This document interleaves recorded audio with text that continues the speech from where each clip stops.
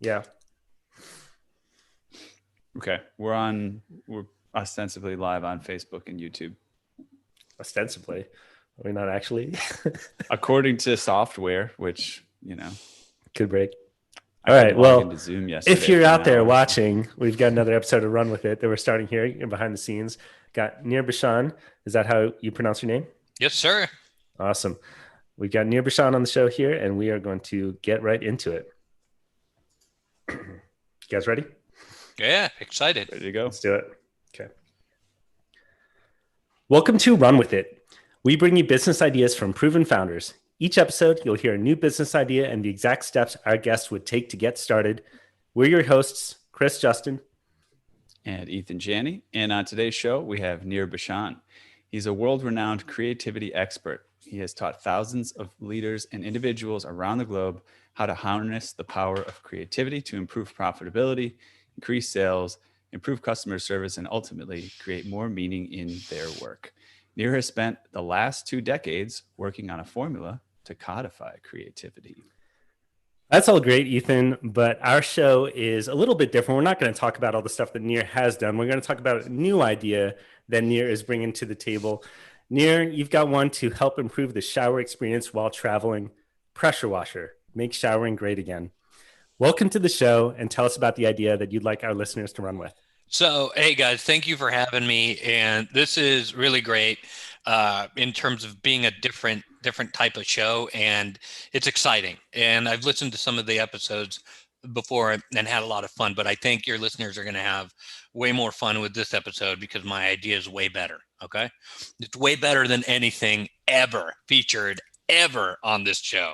My idea. Nir, let's just put this out there. Nir has promised this will be our most downloaded episode. I promise ever. that this will be potentially your most. I'm going to start walking it back now.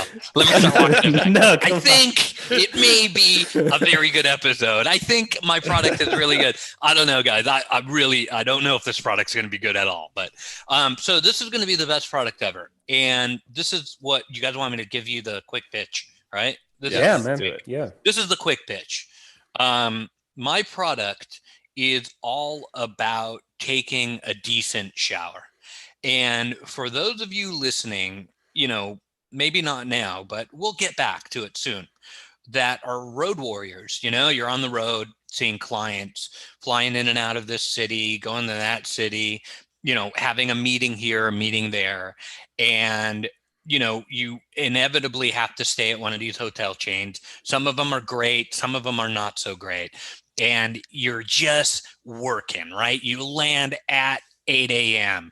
You get in a cab or a Uber and you go to the meeting.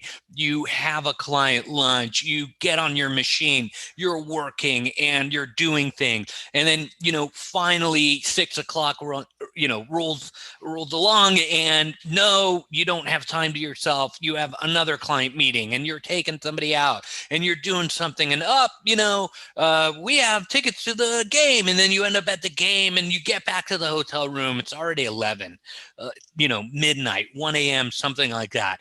Of course, you have a 7 a.m. phone call with, the office in the morning, and it is so much stuff going on. It is overwhelming. It is a lot. All you want to do is take a nice shower, right? So you get into the shower, you kind of turn it on. You're feeling like, oh man, I could just use a really great hot shower. And, the thing drips down, and you're kind of trying to like get like the drops from the thing on your face. And I've stayed, at the 5-star places, and I've stayed at, the 1-star places. It all depends on where the client is and, sort of what's around. And sometimes there's not nice places to stay. And I've found that in every single case, no matter where I am, the shower sucks. Why? It's because it's got this little rubber thing in it that's supposed to limit, your showering experience.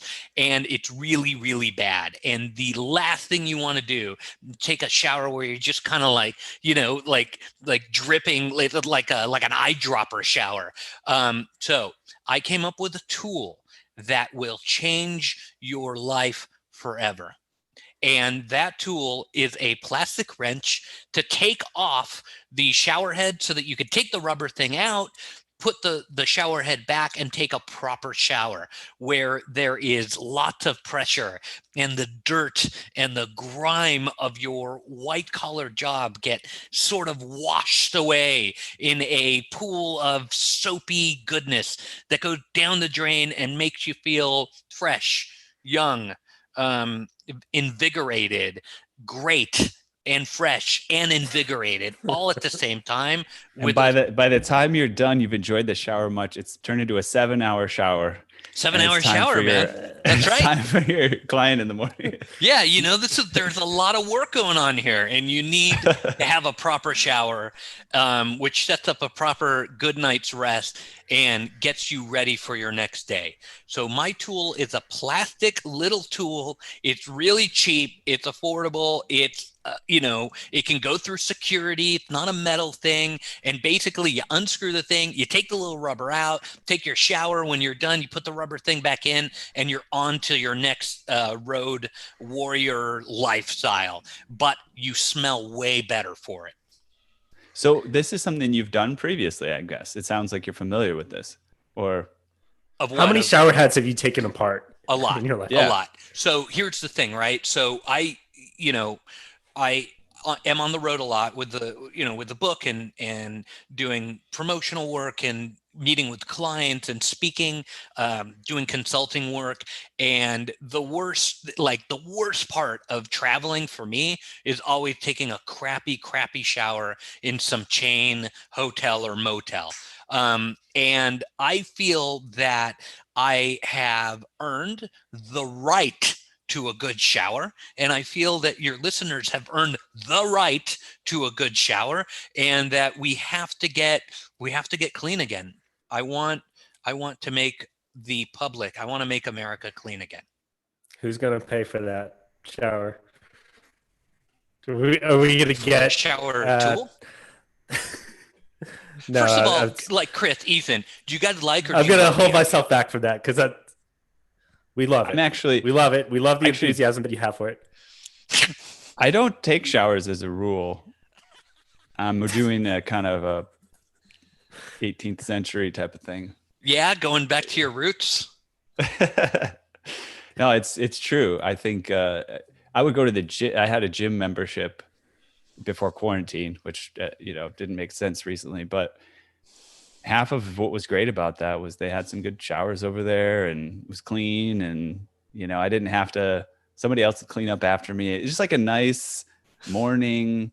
They had all the fancy lotions and refreshing your face and shave. It was just pampered bathroom preparation, day preparation experience. So it's really powerful, to be honest, and that's part of people's morning routine.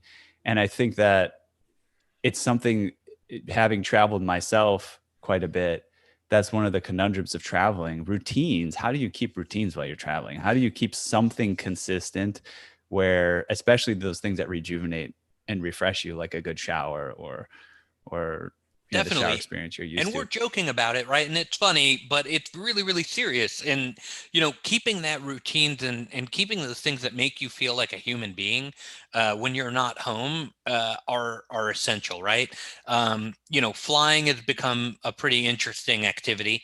I shouldn't sort of harp on that too much because I have some aviation partners that I work with, but I mean, by and large, it's not, a super luxurious experience. It's more of a utility type experience. And there are people trying to change that, but that is really what it is.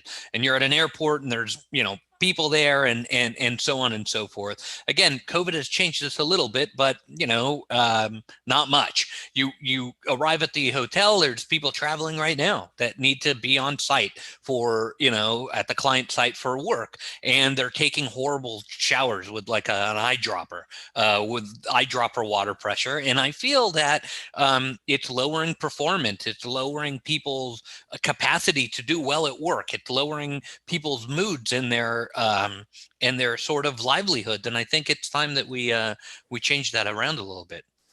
Give us some context around how big of a problem this is. Because I'm picturing, I travel or I used to travel a decent bit, but not business type travel. My dad would travel once a week to a client site, right? Not nearly that frequent. But how many people out there is this a problem for? I think the market's huge, and I think this is a problem for a lot of people. I think it's also a problem for the casual market too. So, my wife, we travel for fun every so often, and I don't think there's ever been a hotel where she didn't get out of the shower and complain. Oh, this is the worst. I can't. You sometimes, we're having fun, and that's good. But sometimes you can't even get the soap to kind of do its thing, or you still have shampoo in your hair because you put it, and it's just like dripping, and so it's horrible. And your scalp itches the rest of the time because you couldn't get all the soap off.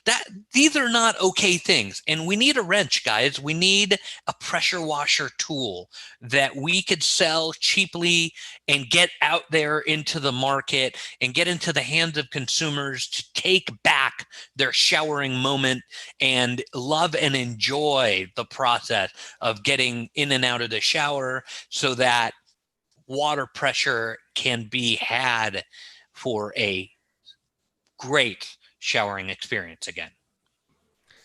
To throw some numbers to throw a number here in terms of total trips, U.S. travelers took 462 million domestic business trips last year. So it's a sizable portion of the population who is traveling frequent.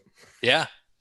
What's the I bet some of your listeners can tell us, but the casual market is pretty robust too, and if you ask anybody, hey, what were some of the experiences that you've had traveling? Usually the pain points are, the flight was delayed or, packed or, people were unfriendly to me. And then something, about the hotel, usually that it wasn't clean or, they didn't like the breakfast or they didn't like the shower or the bed. Those are kind of the usual responses you get. So my invention would like to fix the showering portion.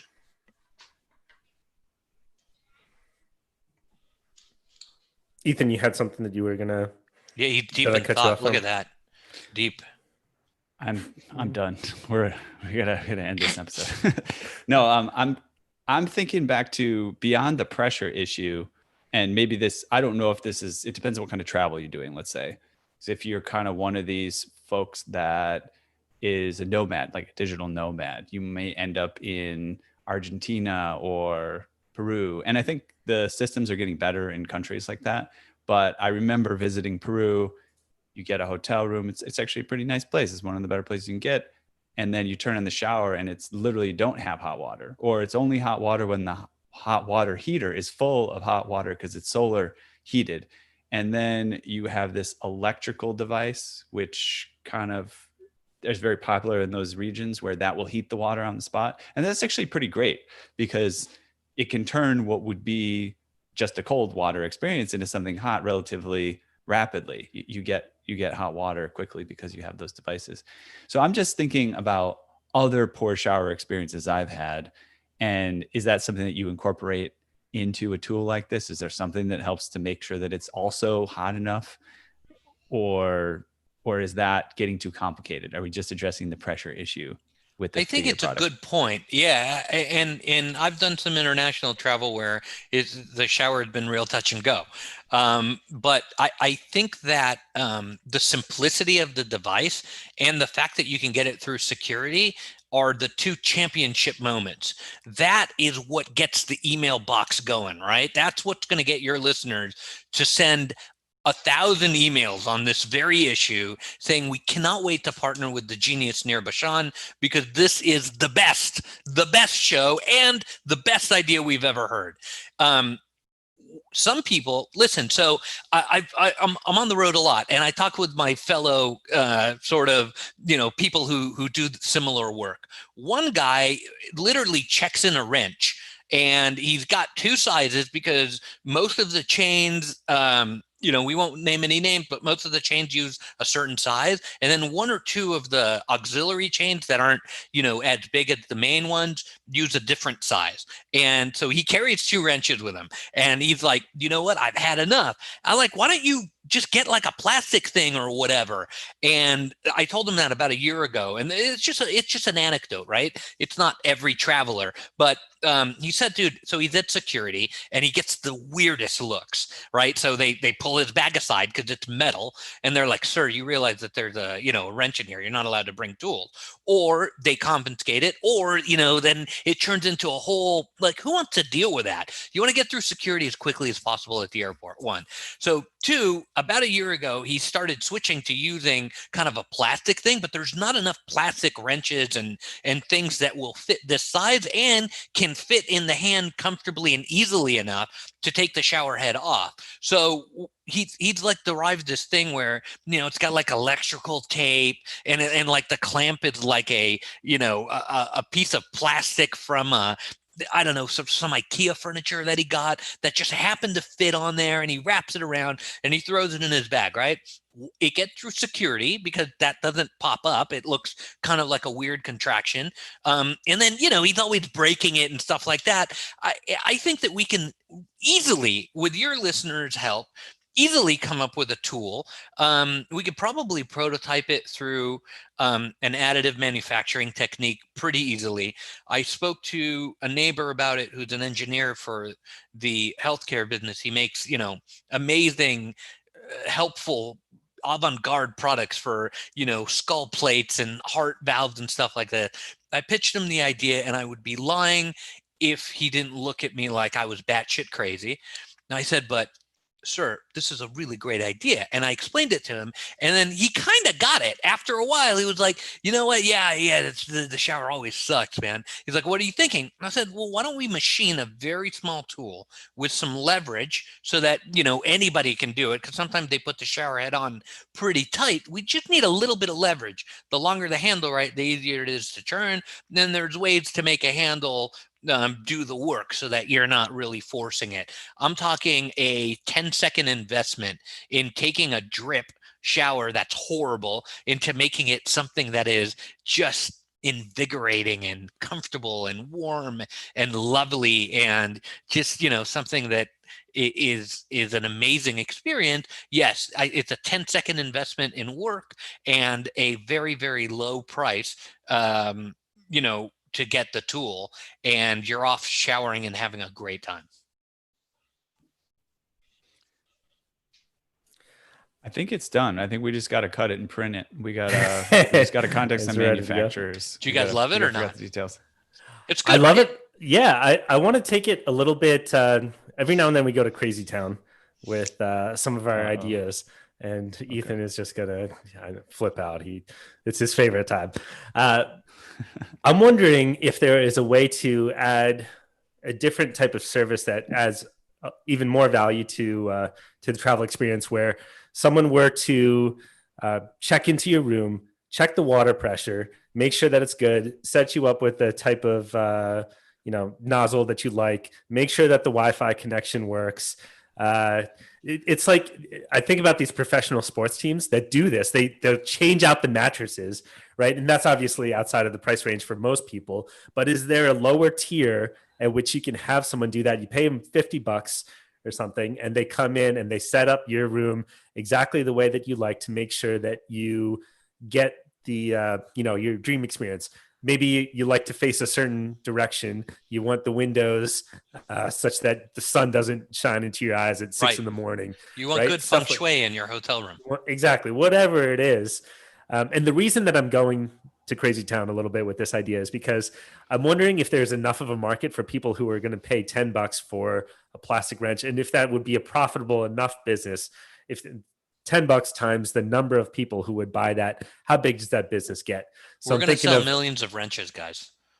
So this is the thing. Wrenches. This is the thing. This is the thing that I have to agree with in terms of the way that you're presenting it. Nir, is you're just making it sound like such a no-brainer, and such a big reward, right? Where if it is $10 and it's profitable because it costs $1 to make or something like that, right? Then it doesn't matter to people. They go, oh, of course, and it's one of those things where it's in the airport store, right? Oh, I got the neck pillow, Easy. $20 there. Got the wrench. Maybe it's even more expensive in the airport store, $20 for the wrench. And I just want to make my trip. That's where people do Just a bit buy more those comfortable. things. Yeah. Exactly. I mean, listen, they're exhausted. Yeah. anything people can do to predict their journey a little bit better, whether it's through an airport, through an airline, to a hotel, to the car rental, so on and so forth, is a premium that people are willing to pay for. Look at all the major rental cars, look at all the major airline, and even Uber and Lyft. Every time I'm at LaGuardia, they have a special line for an upcharge, and that special line gives me predictability that somebody will pick me up at this certain time. I tend to use that special line. It's an upcharge, but it's worth it because I know I can get to my meeting wherever I need to go at a certain time. So this is yet another one of the products that gives people, the traveling public, back control over that particular journey. And it enables them to know that if all hell breaks loose, right, and the client's not buying, or, everybody's upset, or the presentation went horribly, which I've had happen to me before, or, nobody's buying your book, which I've had happen to me before, or whatever it is that goes wrong, the very minimum that you are guaranteed, the very minimum that you are guaranteed is a good shower at the end of the night or in the morning when you're ready to get going. And that for me is worth $9.99. Have we already set the price, you guys? I mean, what's up with that, Chris? Like, are you I just done? dropped it on. Excited? I just dropped it on price anchor, the man. listeners. Can we talk about this? Here was looking bit? for Yeah. $120 a pop. There's a shark out there. All right, let's take a little bit of a tangent here to talk about some of the experiences that you've had from your current work that could help make this idea more successful. Yeah. What do you bring? What comes from your current entrepreneurial journey, and how would you apply some of that thing? So I'm a creativity. Yeah, for sure. I'm a Sorry, man. I didn't mean to cut you off, but Chris did, and I figured that was okay then, because he did it, and he's your friend. We can cut each other off pretty much constantly. How did I think that'd make an interesting episode. You just keep cutting after the set, right when the sentence is finished. You just cut. I think that'd be an awesome episode. We don't have to say anything interesting, like a lot of people cutting each other off. What? I'm waiting for someone to cut me off. How did you two meet? What's the story there? BFF or what? You have half the heart and he has the other half. We were in a business mastermind together. Oh, so cool. We work together and we help each other expand our businesses. Oh, nice. Chris was working at home as an independent fellow, getting very lonely in his office there. And this was his creative idea on how to make some new friends and expand his network. And I said, hey, I'll help out with that. You got roped into it. Happened. Not he really. Jumped in he with didn't ask me. Yeah, he did. He just said, hey, I got this idea. And I said, you know what, man, let's try this together. Let's do it. So yeah, I'm a creativity expert. I have a book out from McGraw-Hill. It's been out only about 3 weeks.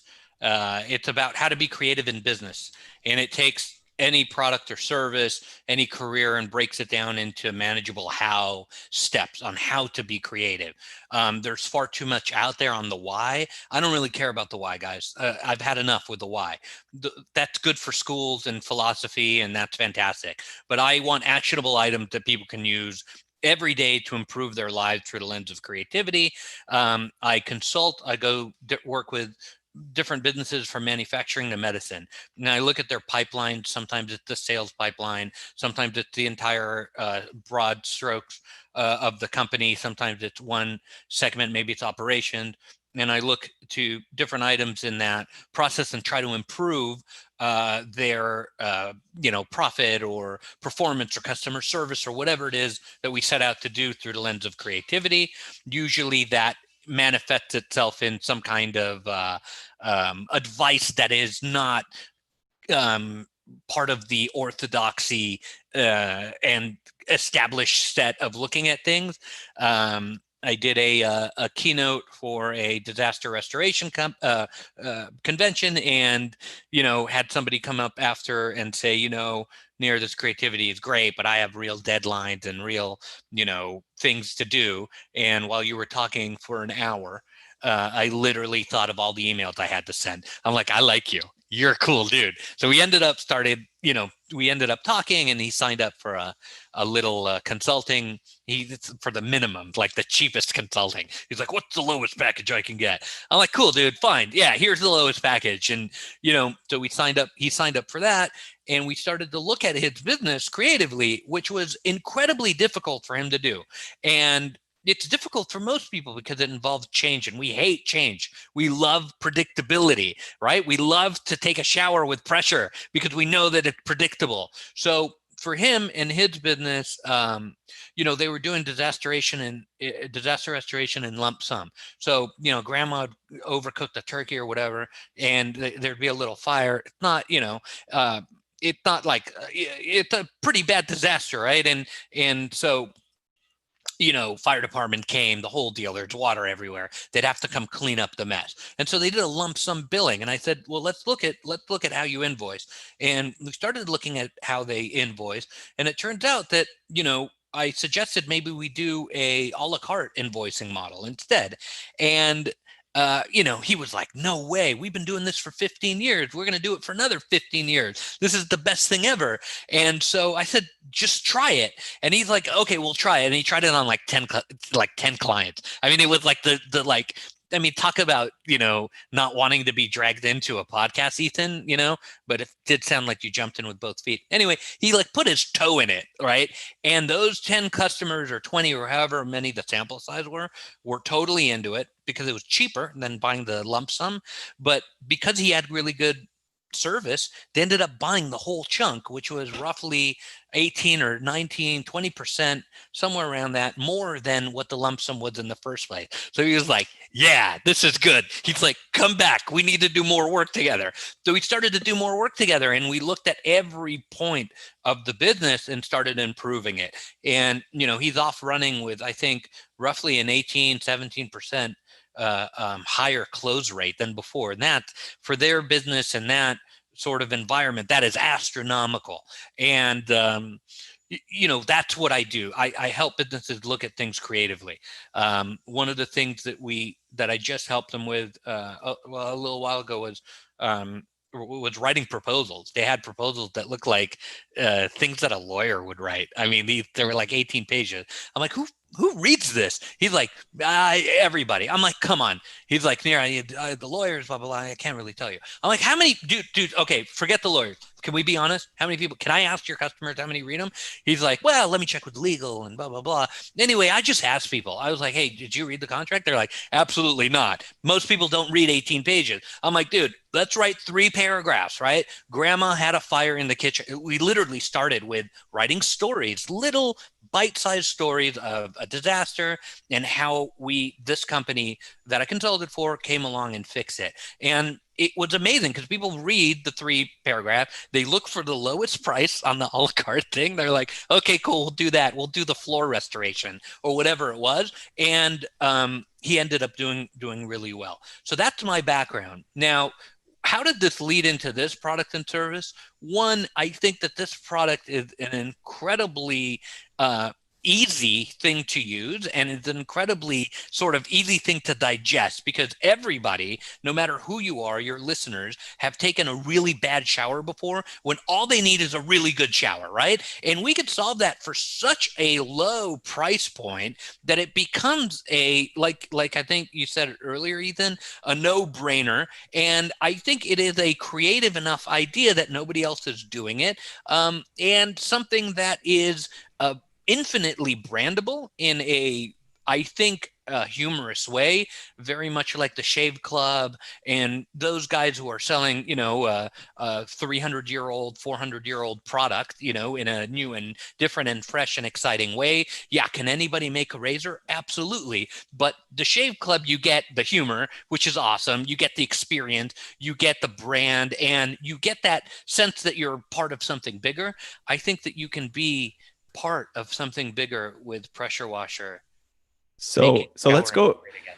Let's go into, so what I'm interested here is we go into action steps on how people can get a business started. And what's interesting too about the themes that you're bringing here is creativity. I remember I'm sort of a creativity fan as well. It's something I love. What I love about creativity is it can take something that would take you, say 100 and put a number on your energy or your time or whatever. And when you get a creative idea or creative application, it reduces it by orders of magnitude to Yes. one. It's 100 hours, now it's 1 hour. The 100 amount of energy level, it's just 1% of that. So I love that. But I've had people where I love talking to them about creative ideas. My PhD advisor, for example, he's like, ideas are a dime a dozen. It's about the application. It's about the actions that you take. So what I'd like to do is move into, we do honor that action side of things for our listeners, taking action, taking the right actions. So if we have a little bit of a kind of creativity free for all on actions that you can take and, shifting them and changing them according to how to get this business started. So I'll launch us out. So I would say the first thing that I would do, and I'm just going to brainstorm, it's be an awful idea, is try to sell one to my brother-in-law who travels. So I'd say, hey, I made a plastic wrench, or I'll just get a plastic wrench off of Amazon, however much Pressure it is, washer. the exact size. Right. Pressure washer. Okay. Well, but this is what I'm saying. You get a generic product like that, and it's the right size. Maybe you have two because there's two sizes needed, but you find a product that's similar, but not exactly what you need. But then I go to my brother-in-law and I say, hey, I got these. Would you pay me $10? And if he pays me $10, then we got a good start. And I call it the pressure washer. Hey, I got the pressure washer. It's amazing. And I go through the whole thing about the shower and the sweat and the arduous thing. And, it's the way you're going to wake up refreshed in the morning. So that's like one way that I would start. It's sort of pseudo creative. It's one way we think about start on a small scale first. What's another idea to start? Some way to get started? I love it. I talk in my book about micro listening, right? So I've worked for a lot of PR and marketing and advertising departments where they spend an insane amount, Ethan, on getting feedback. And part of what I write about in the book is about micro listening and how going to is it your brother-in-law? Yeah. He used to internationally travel, right? Yeah. Right. So going to just a select amount of people and testing the waters on something like this can be incredibly powerful. People generally think, oh, we got to do, a whole rollout. We got to test it across, and it's going to cost a lot of money and we got to do this and that. But sometimes micro listening can be an amazing and effective creative tool to sort of judge whether a product is working or not. I would do a couple of prototypes because I have access to some really high-end, incredibly talented people that run a company that does things for, medical grade. So we can get that wrench really perfect. I mean, we're not like putting it in somebody's body. So that's what generally these people do. So I would make a prototype. That'd be the first thing. I'd make a prototype and try it out at a couple of different chains, and then sort of see, hey, is this a good feeling handle? Should we make it longer? Should we make it shorter? One of the ideas that came up in just 10 seconds of talking with an engineer was the leverage thing, right? Because sometimes they put it on tight. So you want it to be very easy because you're tired or whatever after work. You want to be very easy. So you need leverage. I said, okay, well, dude, you don't want to take a thing that's like as long as a shoehorn or twice the size of a shoehorn or whatever in your packaging, in your bags. And he's like, no, you just fold it up. And you just fold it up, and there's a way to just kind of expand it and contract it so that you can get that leverage. You'd like, leave that one with me. I can help you figure that out. So I there's think also like compound levers, or I don't know if this would be applicable because it might set off metal detectors, but you also have things like carbon fiber, where most of the product is some sort of plastic or even foam core. There's but my $100 product price point. Rigid. Yeah. But so in terms of what I want to go into is our listeners, not all of our listeners are going to have connections with, like a high level engineer. So I want to go into a little bit about just that relationship. They can bring money. Just bring money. Yeah. Write as a check. Write you a check. Write me a check. Oh, I thought we were partnering. The Janie Justin Bashan enterprise of making showering great again. But Also, so what? let's say this. Okay, first of all, when you do go to your engineer friends and you do say, I want to, let's make a prototype. Do you write them a check? Is it a level where you've built a relationship with them where they're going to say, yeah, we'll do this prototype. Don't worry about it. It's a small thing. It's not going to be a big deal. So it's kind of an exchange of.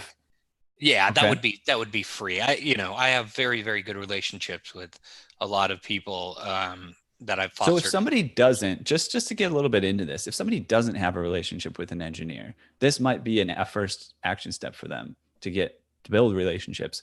Do you have any advice for how to, quickly, or maybe it takes a while to build a relationship with somebody who's an engineer to the point where you could say, hey, would you be willing to help explore this idea with me? I'll jump Yeah. in with Yeah. one approach here. A listener could find someone on Fiverr or Upwork who can do a mechanical design in a CAD file, and then you could get someone else to 3D print it. So that's something that you could do with no connections. It would be relatively cheap to get someone to do that sort of design. I know my brother-in-law is capable with CAD, so it's there are people within your network. You may be able to even just post on Facebook. You may say, have a hey, brother. It turns out you may have a brother-in-law. There are a lot of brother-in-laws in the world. Yeah. You have some sort of brother-in-law out there. Can we call the company Brother-in-Law Inc.? Brother-in-law's pressure Exactly. washing. Yeah. I do want to insert this really quickly, by the way. The pressure washer, we forced ourselves to come up with a name for this product 5 minutes before we launched the episode. So that name is not even fixed. It could be a completely different name, but it's somehow sticking, actually. So you guys have done the show a bunch, right? And I've heard some episodes. How's the feedback been? Are you guys getting people jumping in and saying, oh, pressure washer, the best idea ever. I'm going to dedicate my life to a clean shower, which wouldn't be out of the norm. At least, for me, I think that is a worthwhile pursuit of life. Do you guys get people saying, oh, dude, totally best idea ever, and setting up, either a company or a partnership or something like that? Have you guys gotten that feedback? We've Some gotten a of lot our of best people. examples. Yeah, we've gotten Shuhan He is one of our best examples of a fellow who's, a high performance kind of guy. He's a doctor. He's an entrepreneur. He's got this sort of maze entrepreneurs things where they do mazes for medical and scientific experiments. And Ultra marathon runner. Oh, cool. ultra marathon runner. Yeah, well, you name it, he does it. A high And I achieving don't think kind he of sleeps. individual. High achieving kind of guy. But that's aside the point. Just to give you a background on, him. And then he had an idea called Dr. Lingo, which was about creating a way to translate the lingo that a doctor uses for the everyday person without much intermediary. Literally, the doctor could enter what they say in their notes, but then it could be translated for the patients. And he's got someone that he's partnered up with that is an intern, or sort of, he's like a medical student who was attracted to the idea and attracted to being an entrepreneur, and they're launching that project. They're working on That's that cool. project together. As a result of your show. Exactly. That's brilliant. Yeah. That's a big deal, guys. That's cool. Thank you. But it's also, Very it's also, creative. I think, I approve. You get the Nir Bashan creativity seal. It's coming in the mail, guys. The thing I think is useful too to get from guests like you too is there's a portion of our listeners that, and this is why this show is valuable, is to give them the actions to take. And, because some people get stalled on what's the next action to take, or how do I get started, or how do I get into this thing? So it's partially about the idea, whether they're excited about it, but us making it seem accessible to them so that they can say, oh, okay. So like I was saying, I need to get in touch with an engineer. How would I do that? And it could be, oh, I'm excited about it. So we could talk about two things: get in touch with an engineer. We could also talk about doing something that would impress you and coming to you so that you can connect with your entrepreneurs and everybody can get together and, start to make those things happen. I think the first step would be to test it, right? And then I think the second step that I would do would to begin to market it. I don't think a build it and they will come approach works anymore. I just don't. I think that every product or service that I've seen that's been in the last 5 years that has been successful has built a following, has built a system before it is released. So what I would advise people to do is to fight the self-doubt monster. I talk about that in the book because self-doubt is going to push you away from doing anything ever that is creative or, worthwhile of taking a chance, because, it wants you to just do what worked yesterday and continue to do what you think will work tomorrow. And, that whole mentality of not wanting to change. So the first thing that I would advise your listeners to do is to fight that self-doubt, because it's going to creep into every single decision point in the whole pipeline, no matter what. It's going to tell you, I'm not sure. Oh, this is stupid. Someone's going to laugh at you, so on and so forth. Tragically, the same self-doubt monster attacks, people who are curing cancer. I mean, we could have easily have had a cure for cancer by now, or landed a woman on Mars, or done, cleaned up pollution and air pollution in cities easily if some engineer or some medical professional or some doctor or researcher or whatever didn't succumb to self-doubt. Guys, it is that strong. It is that strong. We worry about our ego. We worry about our reputation. What will people say? I have a chapter in the book where I write about a gentleman who used Zika, the virus, to attack the cells of cancer. And he found that they actually killed a very particular form of cancer. And, his journey was that he was so full of, self-doubt. He was worried about his reputation, because that's a batshit crazy idea. I mean, who takes a virus that hurts humans and uses it to help humans? It's amazing. And he got buy-in from his community, and he believed in his idea, and he believed in himself long enough to be able to, I think they're in stage 1 or stage 2 trials now. It could be one of the most amazing inventions ever to happen. And so I think the first step in all of this is being able to fight self-doubt and enabling yourself to believe in your ideas. I think the engineering portion is very important. Now we're kind of getting into the brass tacks. And I also think marketing is incredibly important. I would build the following before we had the brand. And through social these days and all the available channels, I would create a very, very funny and very engaging brand, very similar to what the Shave Club is doing and others, in terms of a kind of a tongue-in-cheek. But you know what? This really is a great product, and it's really great to take a decent shower. Out of all the problems humanity has, it's probably pretty far down the list, but that's okay, because the price point is good, and the way that we advertise and market and brand it is in a special way. Then I would do a giveaway. I'd have a lot of people get out there and trade a tool for maybe a review, or trade a tool for a photo of them using it. I mean, we can get some really funny and great and interesting, shots of steam, and, people taking a rubber piece out, and an old lady doing it. It's so easy, I could do it. And I think it'll get people really excited. And then I think we got to price it at a price point where it's just impossible to say no. Those are kind of the pipeline thing that I think will enable the product to do well. What do you think, Chris? So, You've been quiet, man. You worry. Yeah, Chris, when you get forget this about quiet, Chris for I the worry. time being. Go for it, Chris. I think it's time for rapid fire. You ready for this, Nir? Oh, rapid fire! You didn't even know it was coming. Not only do you not know the questions, but you didn't know rapid fire was going to happen. All right, you ready? Here we go. Just be ready to duck. Yeah. Explain the idea to your mom. Mom, this is a great shower idea that will enable you to take a shower in any hotel anywhere properly. Is this a 6, 7, or 8-figure business? 8. Who is your first customer? Ethan's cousin. Brother-in-law. Sorry. It's always the brother-in-law. Yeah.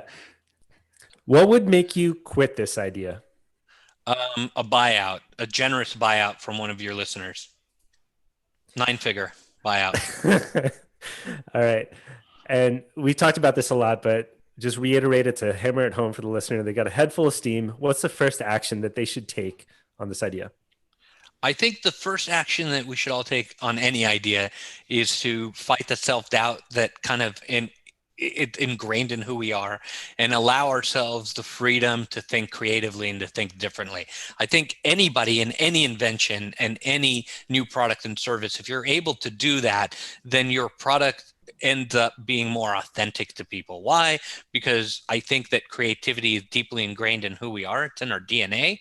And if we allow ourselves to let that get out into the world a little bit more, I think that our product and service will be interpreted genuinely. And that's a big, big deal. Last rapid fire, which you didn't get to, bootstrapped or fundraising? I don't know. I think it's a combination of both. I think the fundraising will help get tools into different Insta users and, people on Twitter and stuff like that to get it out into the world. And, I think that'll be a good start. But I think getting a small pool of equity together, I don't think you need a lot, but getting a small pool of equity together with some laser focused goals, to set the path in motion, I think would be really great. Can I ask you guys a rapid fire question? Oh, yeah, of course. I don't know. Each one of us individually, or no, just for you, together. Ethan. Just for you, just buddy. For me? Go for it. I'd like to know who you've been texting this whole episode. Anthony's listening. Anthony's listening online. He's been making comments. Has he? Making comments on Facebook. Yeah. Are any of them good? I got to be honest. He's kind of hard. He's hard on us here. He's hard. He wants more on the action steps. Like he wants more details. He wants a timeline. He said he wants a timeline. He wants he's making comments about the turkey fire from before. Yeah, I've been keeping him at bay, to be honest. That's what right. I've been texting Anthony, but and on that note, actually, is what I was about to bring up, is in terms of these action steps, like give a little bit of summary of what we talked about so far, and maybe putting it in a bit of a timeline. So some things that you talked about were getting the marketing together, and I think that's a really good idea. And what are some steps that people can take in more detail? You said Dollar Shave Club. I love that. Take a Dollar Shave Club ad or research their marketing campaign, and you're not stealing what they do, but copy it in as much detail as you can to make it your own, so that it's not a Dollar Shave Club ad, but it takes they use humor here and they talk to this exactly right point. Right. And so you start with that, and then you figure out how you can use humor, and you've got to raise money before you do the giveaway. So you've got to do some pre-sales before you do the giveaway. Maybe there's some sort of a Kickstarter involved where you can easily pitch a product on Kickstarter without spending a lot of money, and at least then you can see if it has legs, and people can buy it for $5 instead of $10, or $10 instead of $15. So you can raise some money that way, and then after that fact, you can start doing this giveaway influencer promotion where you're giving it to people. You say, we're going to send you one if you just take a picture. You want to find shower influencers. Influencers. Well, the passionate travel about showering. Business travel influencers, I think you probably could find. No, for sure. Yeah, I was going to say it'd be a too. good time to go into forums for frequent travelers, or maybe the Points Guys website. Oh, that's good. Things like that where people are already traveling frequently, and you can get real-time feedback. That's you good. Can throw them a softball question of, Anthony, what do you think about the shower again? experience? Anthony just messaged us on Facebook. He said, New York don't play. That's what he said. New York don't play. Have you guys thought about having like a skeptic, like an Anthony on the calls?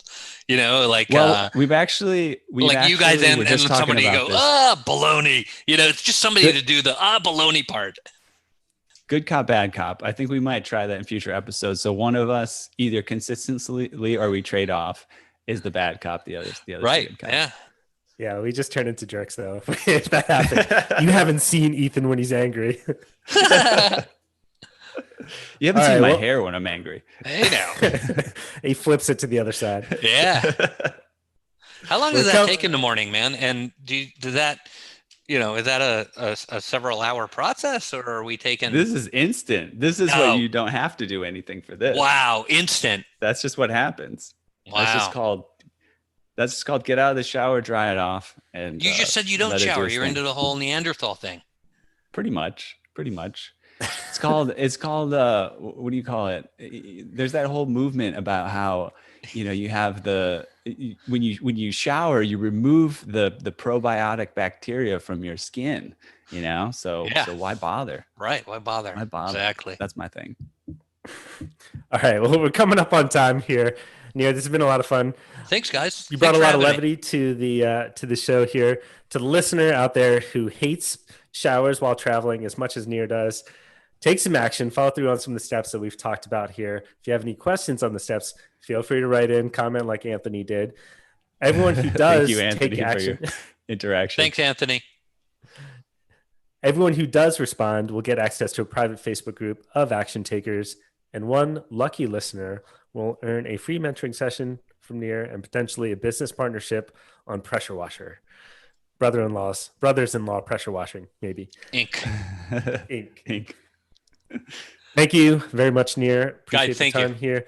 Really fun, great show. Really, really great concept, and I'm sure you guys are gonna do really, really well and increasingly do well. So thank you for having me. Appreciate it. Where can people go to find your book? Yeah, so it's on Amazon, Barnes & Noble. It's available all over the world. It's being translated into 2 languages. It's called The Creator Mindset. If you'd like, I'm online, nearbashan.com. Click on the community button, sign up. It's free. You can ask questions back and forth. We have several people in like a chat room, and it's kind of like an online community where people share creative tips. So I'm there, and I'd love to hear from your listeners. Great. Perfect. Thank you to the listener who's been watching, and we will see you next week. Bye, guys. Thanks. That was fun. Near, if you don't mind It holding is. on for a second here. Yes, sir. All right, cool. I'll Let sign me us off. stop the recording here, make sure that uploads. If you've got another minute or two, we'd love some feedback. Yeah. I got, I'm supposed to be on a 12:30, but